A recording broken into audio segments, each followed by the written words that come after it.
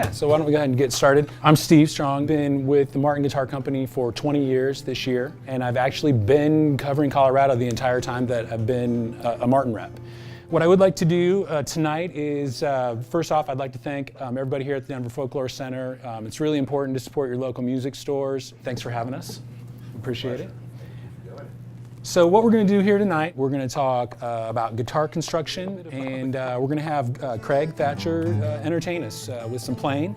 Very happy to have him here tonight, and why don't we have him play us in. Okay, so please Steve. make welcome Craig Thatcher. Thanks, Steve.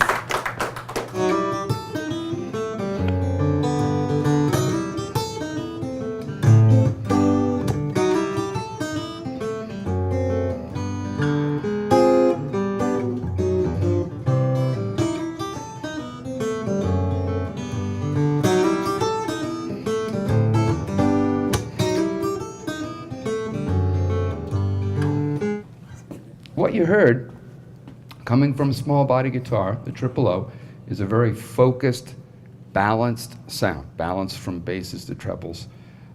So you're not hearing that real low-end Martin boom, but that's not built into this guitar.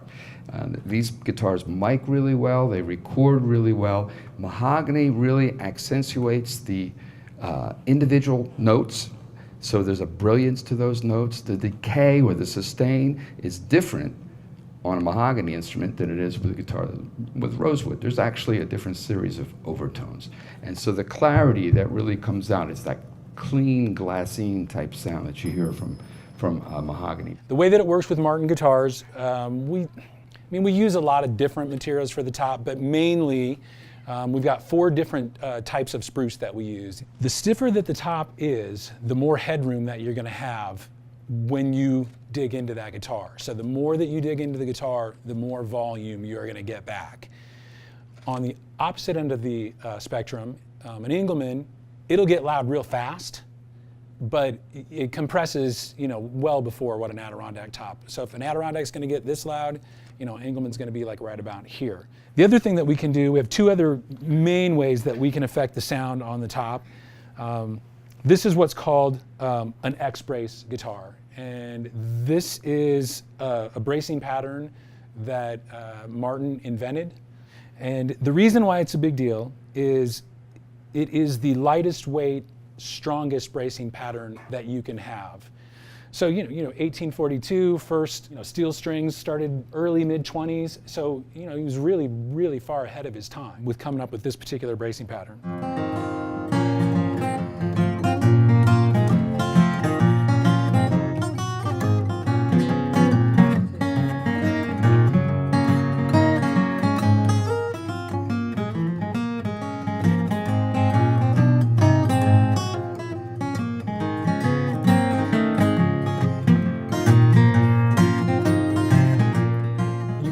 Shape your tone with is the type of tone woods that we use for the back and the sides of the guitars. We use quite a few different types of tone woods on guitars. One of the main ones that we've heard here tonight is East Indian rosewood, and I always like to show people this because you can kind of hear the difference between even rosewoods.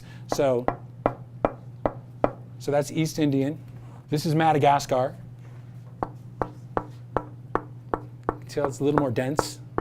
Guatemalan, which is a very nice, we use that on mostly limited edition stuff, but a little more dense. So mahogany, which is one of the other main woods that we use in most of our guitars. Incidentally, rosewood is typically going to, universally considered to be a warmer sounding tone wood, a little bit rounder type of sounding, where mahogany is considered to be a much brighter type of tone wood.